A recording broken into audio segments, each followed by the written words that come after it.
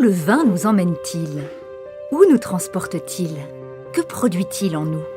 Toutes ces questions naissent autour de ce liquide si particulier. Un produit proche du religieux et du sacré, mais dont la compréhension semble souvent inaccessible. Or, n'est-il pas là pour faire le lien entre nous, le ciel et la terre? C'est parce que nous avons la sensation de ne rien comprendre, de ne pas y avoir accès, que nous nous sentons parfois si loin du vin. Bruno Quenu invite le goûteur à descendre en lui, à s'imprégner et surtout à se faire confiance, à désapprendre à déguster, à abolir la frontière qui existe entre l'amateur et l'expert. Le vin, depuis la nuit des temps, il amène à l'ivresse. Il amène à l'ivresse, on a confondu avec l'alcool, mais il y a une autre ivresse, c'est-à-dire que dès qu'on met le nez sur un verre de vin, il y a déjà quelque chose qui se passe. On ouvre une bouteille, il y a déjà quelque chose qui se passe. À chaque fois que quelqu'un débouche une bouteille sans s'en rendre compte, il est en train de perpétuer quelque chose qui vient de la nuit des temps, et c'est toujours la même, c'est la rencontre humaine. C'est la rencontre avec quelqu'un. Donc il y a ça, et puis après, évidemment, il y a tout ce qu'il y a derrière le vin. Quand c'est un vin au sens vin, véritablement, ce qui n'est peut-être pas toujours le cas, et même à mon avis assez peu le cas, c'est quelque chose qui, à l'intérieur de lui, a une magie qui vient des profondeurs de la terre, avec la rencontre de la lumière, et qui va, par un métabolisme lent, une métabolisation lente, une véritable digestion dans les cuves et dans les fûts, qui va permettre de libérer une lumière qui va nous atteindre. Et ça, c'est vraiment le début de la convivialité. Mais d'où vient cette lumière qui est présente dans le vin? Cette magie, d'où provient-elle?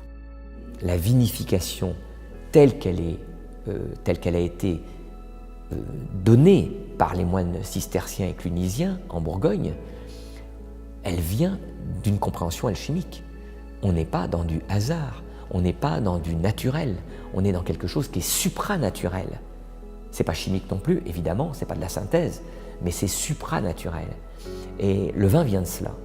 Et là, ça demande une connaissance des rythmes, une connaissance des gestes, un accueil du vin comme sujet, c'est-à-dire la vigne déjà, puisque au départ, la vigne est une liane et l'homme va la contraindre au nanisme et à s'enraciner. Elle est une liane qui court sur le sol et l'homme va en faire la plante fructifère qui va s'enraciner le plus profond dans la terre.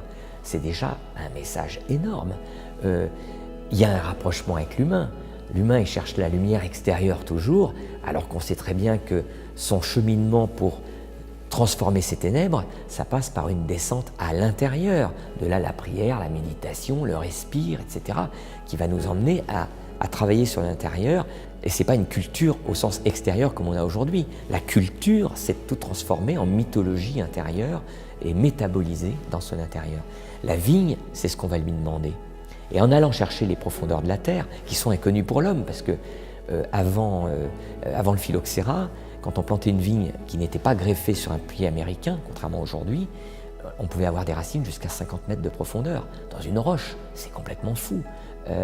Et puis derrière, prendre ce raisin qui porte en lui cette force incroyable de la terre qui s'est transformée en monde végétal et en fruits, on va, et par la métabolisation de la lumière en même temps, on va écraser ce raisin pour les vins rouges, écraser ce raisin, les piétiner, les faire mourir quelque part, les amener à une certaine mort, parce qu'il n'y a pas de renaissance sans mort, il n'y a pas de résurrection sans mort, et bien tout doucement va s'orienter, donc au départ une dissolution, une dégradation de cette matière organique, et en même temps, de ce raisin, on va en faire quelque chose d'absolument incroyable qui n'est pas du jus de raisin fermenté, contrairement à ce qu'on entend aujourd'hui.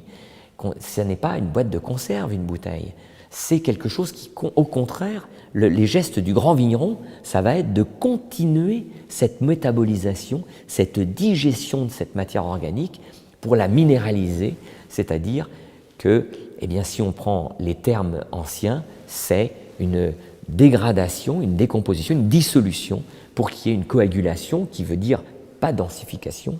À l'époque, ça ne voulait pas dire ça. Coagulation, c'est coaguler, c'est-à-dire mettre ensemble, c'est unir les contraires, c'est unir la lumière et la terre. le feu et l'eau, etc.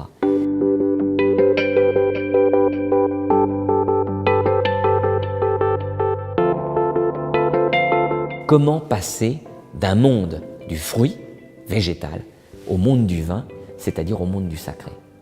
Et ça a pris évidemment du temps. Je pense que d'après tous les historiens aujourd'hui et les études qui ont été faites, on ne trouve pas d'endroit dans le monde et de période où on a autant sophistiqué la vinification, cette métabolisation. Et alors qu'est-ce qui se passe? Quand on arrive, si vous voulez, à ce degré d'essentialisation, où tout s'est uni, hein, on n'a pratiquement plus de scorie extérieure, on n'est plus que dans l'essence. Eh bien, il y a une pureté, on est vraiment dans la purification de la matière, on est dans quelque chose qui est de l'ordre du mystique, et de l'ordre plus que de l'énergétique, on est dans l'ordre de l'invisible. Aujourd'hui, on fait plein de vins qui sont des vins dégustables, mais où il n'y a pas d'invisible, il n'y a pas cette force magique qui est libérée. Et c'est pour ça que la Bourgogne est en train de redevenir un petit peu la Mecque du vin dans le monde. Les vignerons américains viennent voir, tout le monde. Parce que pendant des années, les modèles, c'était les grands Bordeaux noirs, épais, tanniques, boisés. Puis d'un seul coup, on dit, ah oui, mais on s'en lasse, et puis en fait, on voit bien que les gens n'ont plus d'intérêt pour ces vins-là. Et même le Bordelais est en train de changer, de revenir, ils vont être obligés de revenir au terroir, à cette lumière du terroir. Révélation de la lumière de la matière, c'est ça qu'on cherche. Pour révéler la lumière de l'homme, évidemment. Beaucoup de vins ne sont plus comme ça, puisque justement, on va chercher la puissance extérieure, on va chercher à séduire le dégustateur, celui qui note, qui met les notes, le journaliste, le critique, le sommelier, le caviste, le client. On va essayer de le séduire le plus vite possible, parce qu'en plus, on est dans un monde où on va vite. Donc, il faut que quand le client goûte, il soit séduit. Donc on va lui faire du velours, on sait faire le velours, on n'a pas besoin du terroir. On sait faire beaucoup de fruits, des fruits noirs, on va cueillir sur mûri. Alors que la cueillette du raisin, elle se fait, il y a une fourchette très courte pour capter le moment où le raisin, il n'est pas encore mûr, il est mûr. C'est juste là, parce que la sève de la vigne fonctionne encore, elle l'hydrate encore, elle lui donne encore ses forces. Et quand elle arrête, c'est trop tard. Donc c'est, encore une fois, c'est pour ça que le cheminement du vin, il est partout, si vous voulez, dans le sacré pour l'homme. C'est-à-dire qu'il est dans un ressenti, dans un état d'écoute énorme. Et le grand vigneron va mettre 40 à 50 ans de sa vie à toucher cet impalpable, là aussi. C'est ici, chez Yves Legrand, à Issy-les-Moulineaux, dans le cadre remarquable des crayères du chemin des vignes, que Bruno Queugnoux a reçu les insignes de chevalier des arts et des lettres. Il semble que dans cette distinction, c'est toute la magie du vin et son invisible qui retrouvent leur place. Ce poète, qui parle de la vibration d'un vin, ouvre une nouvelle voie, une nouvelle approche plus intuitive, plus naturelle de boire le vin. En fait, ce qui est déjà important, c'est la confiance en soi. C'est-à-dire que déjà comprendre qu'on est tous différents, qu'on ne peut pas déguster comme le dégustateur, l'expert, le meilleur dégustateur du monde, etc. On ne peut pas déguster comme lui. Tout simplement, pas plus mal, pas mieux, c'est qu'on n'est pas le même. Donc, rien que le fait de savoir ça, j'ai donné mais combien de fois confiance aux gens qui se sont mis à parler de la relation qu'ils avaient au vin, de leur ressenti, alors que jamais avant ils n'avaient osé. Simplement de dire, mais tu ne peux pas sentir la même chose que moi puisque tu es différent. Voilà. À partir de ce moment, là, ça libère les choses. Et puis, il y a encore autre chose qui est encore beaucoup plus important qu'on n'accepte pas dans notre monde, c'est l'inconstant. On est dans le constant, puisqu'on est dans la sécurité, on met des barrières partout. Eh bien, le fait d'accepter l'inconstant, c'est-à-dire que je ne suis jamais le même. Il y a une minute, et maintenant, je suis déjà plus le même. Il y a déjà plein de cellules en moi qui ont changé, et il y a des forces qui sont passées en moi qui ne sont plus les mêmes. Alors, je suis un peu plus le même que tout à l'heure par rapport à hier, mais je change sans cesse. Heureusement, sinon je serais une momie. Et il y a plein de gens qui vous disent « moi je ne change jamais, je suis toujours le même ». Jacques Puiset, quand il a monté l'Institut du goût, il a fait venir des experts du vin et il les a fait goûter le vin dans des pièces jaunes, vertes, etc. Les vins, il ne décrivait pas les vins du tout de la même façon. Un muscadet frais, dans une pièce jaune paraissait presque puissant comme un vin de la vallée du Rhône, et dans la pièce verte, il paraît acidulé et frais. Donc vous voyez les écarts de gustation que l'on a, de perception, autant que notre regard. Donc du coup, ça permet de dire, maintenant, ici et maintenant, je sens ça, je ressens ça, je vis ça avec le vin. Voilà. Et même s'il y a le plus grand expert du monde à côté de moi, c'est pas grave. C'est pas grave parce que lui, il va apprendre beaucoup de choses de vous. Peut-être plus que vous apprendrez de lui, parce que lui, il sera peut-être resté dans l'école, et il sera peut-être le clone du prof qui lui-même est le clone de son prof, qui lui-même est le clone de son prof. Ça fait 150 ans que ça dure. Donc il faut faire gaffe. J'ai pas envie d'être un clone, et donc voilà. Et des fois, je connais certains sommeliers qui ont mis 40 ans, 50 ans à s'émanciper. Certains jamais. Donc tout ça va nous ouvrir. La dégustation, soit on apprend à déguster de façon classique, moderne, soit, comme je disais, on rentre dans la gustation, et là, tout doucement, on va ouvrir beaucoup plus de possibles. Et la cognitivité ne va pas suivre un seul circuit comme avec la dégustation, ça va ouvrir plein de circuits, parce que l'émotionnel va être aussi libéré.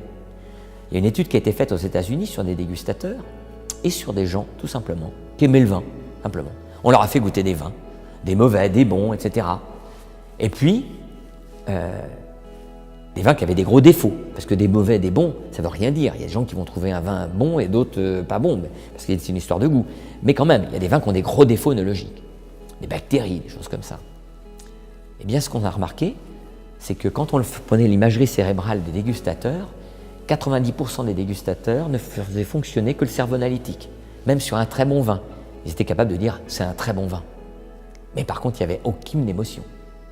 Donc ils passaient à côté du souffle, de quelque chose qui va les traverser. Alors que les gens qui étaient à côté, qui n'y connaissaient rien mais qui aimaient le vin, quand il y avait un vin qui leur plaisait, il y avait quelque chose qui s'allumait du côté émotionnel. Voilà. Beaucoup moins du côté analytique. Donc ça veut dire que les deux peuvent passer à côté de quelque chose. Voilà. Mais je préfère être à la place du non-dégustateur. Parce qu'au moins lui, il prend du plaisir. Et quand on se lance dans le vin, je pense, dans le métier, c'est un peu dommage de passer à côté du plaisir du vin, parce qu'on est quand même souvent un peu plus chanceux que la moyenne d'aller goûter des choses un peu sympas. Donc ce qu'il faut bien savoir, c'est que tout ça est une question de mise, de posture, et que plus on va avoir une posture préhensive, moins on va bloquer par nos certitudes, notre contrôle, etc., moins on va bloquer l'ouverture de ces synapses. Voilà. Ce qu'on sait aujourd'hui, surtout, ce qui a été important et qui donne raison à des gens comme moi qui, depuis une trentaine d'années, se bagarrons, c'est qu'on nous a éduqués dans l'idée qu'on avait, sur la langue, 4 types de neurorécepteurs. Sucré, salé, amer, acide. Moi, j'étais persuadé qu'on en avait beaucoup plus. Et les gens me disaient, mes pères me disaient, mais non, non, non, c'est la rétronasale, c'est parce que ça passe par le nez. Moi, je ne fais jamais de grumage. Le geste, vous savez, avec un super bruit, là, voilà, des dégustateurs. Non, moi, je mâche, comme les anciens. Et en fait, donc, je ne passe pas du tout par la rétronasale, et pourtant, je capte plein de choses. Et on me disait, non, non, non, mais non, non, tu te trompes. C'est obligatoirement du sucré, de l'amer, de l'acide ou du salé. 4 saveurs seulement. Et puis là, dernièrement, il y a une quinzaine d'années, un Japonais a découvert qu'on avait des neurorécepteurs pour capter le umami. Et puis, tout récemment, on vient de découvrir qu'on a des neurorécepteurs qui permettent de ressentir le manganèse, le cuivre. Et puis, il y a un neuroscientifique, il y a 2 ans, qui a découvert qu'on avait, sous les papilles connues, des petites papilles, des champs de papilles, qui ne se mettaient en fonction qu'avec la salive. Alors ça, c'est très embêtant, donc il se fout beaucoup des sommeliers et des dégustateurs, parce qu'il dit les dégustateurs n'utilisent pas la salive, donc toutes ces papilles sont en veille et pas en éveil. Donc en fait, on se rend compte qu'on a sans doute beaucoup plus de possibilités. Les champs d'exploration aujourd'hui sont énormes, autant au niveau des neurorécepteurs, donc des récepteurs, que des neurorécepteurs. Donc évidemment que la dégustation analytique telle qu'elle a été conçue après-guerre va être remise en cause dans les années qui viennent et pour le plus grand des bonheurs. Ces vins d'exception qui invitent au voyage ne peuvent provenir que de lieux particuliers où une union secrète, une affinité forte et un respect profond se sont établis entre la vigne et son maître. Ce qui est important, c'est la posture du vigneron en fait. Aujourd'hui, on raconte biodynamie, bio, plein de choses, les vins en amphore. On est passé des buveurs d'étiquettes aux buveurs de discours. C'est-à-dire qu'aujourd'hui, on nous vend des discours avec des techniques, le nouvel Eureka pour faire du grand vin. Alors aujourd'hui, si on n'a pas une amphore à la maison pour faire du vin, on n'est pas un grand vigneron. Évidemment que les grands vignerons n'ont pas besoin de passer par là. Ce qui va compter, c'est la posture. C'est-à-dire, c'est une grande humilité face au terroir. Les gens qui racontent tout ça, qui ont besoin de tout ça, n'ont pas confiance en leur terroir. Ils ne libèrent pas, ils ne sont pas dans la libération du message. Ils sont dans la construction d'un goût et donc ils ont besoin tous les ans de rajouter quelque chose, de chercher quelque chose. Évidemment que la vigne, travailler la vigne, l'amener, parce qu'elle est quand même très fragile, évidemment qu'il faut trouver. Alors aujourd'hui on travaille avec des huiles essentielles, des petites choses, mais fondamentalement, pour libérer, accueillir, déjà l'humus de la terre. L'humus de la terre va être important. Pourquoi ça s'appelle aussi humus? Parce que déjà il y a l'humilité dedans. Donc un humus, deux humus dans le même sol, faits par deux vignerons, ne seront pas les mêmes. Celui qui sera dans l'humilité de sa terre, qui fera un humus, qui va collaborer à l'humus pour justement libérer les forces de la terre. Et celui qui veut faire un humus, parce que lui, il veut avoir un bon humus. C'est pas du tout la même chose. C'est pas du tout la même chose. Ça commence là. Et puis après, la vigne, elle ne se comportera pas pareil, parce qu'elle connaît son maître. Hein. Le chef de culture, elle le connaît, elle va l'entendre. Eh bien, c'est toujours pas vouloir attendre la récolte, etc. C'est être heureux avec ses vignes, vivre quelque chose avec ses vignes. C'est pas évident une année comme cette année, hein, parce que la nature, elle est dure, hein, elle est un peu comme la tempête avec le marin. Et puis après, dans la vinification, soit on cherche à construire un goût, c'est ce qu'on nous enseigne à l'école aujourd'hui. On veut construire un goût, le goût de Bordeaux c'est comme ça, et puis en plus le goût de Bordeaux qui a un 100 sur 100 au Parker ou un 100 sur 100 chez un tel, c'est comme ça. Donc on veut faire ce goût-là. Mais on est en corruption avec son terroir. Le terroir, chaque année, il est différent, puisque le vin, c'est un ici et maintenant. C'est une année, hein, c'est une énergie de temps, et le terroir, c'est l'espace. Donc c'est un croisement entre ces deux énergies et celle de l'homme, qui va unifier le temps et l'espace dans le vin. Et on ne peut pas le faire, on ne peut pas le fabriquer, on ne peut pas le construire, on ne peut que le libérer. Donc c'est vraiment un accueil du raisin et pour transcender. Donc c'est des gestes comme le tailleur de pierre. Le tailleur de pierre, il libère la pierre, donc il l'écoute chanter, il la voit, il voit déjà un peu ce qu'elle a à raconter quand il va la prendre, quand il va la choisir dans la carrière. Déjà, il y a quelque chose qui va se passer. Si le tailleur de pierre part du principe avec du laser de dire « je vais faire une pierre comme ça, comme ça, comme ça », sans avoir jamais vu la pierre, il y aura corruption. Et il n'y aura pas de rayonnement, il n'y aura pas de sacré. Le sacré va venir justement de cette posture. Hein. Sinon, on va densifier, le souffle ne sortira pas. Le souffle sera éteint par la pensée. Hein, une pensée volontariste, possessive, hein, c'est cum damné, condamné. Cum damné, c'est pire que juger, c'est enfermé dans. Hein. Donc on va mettre dans la coquille.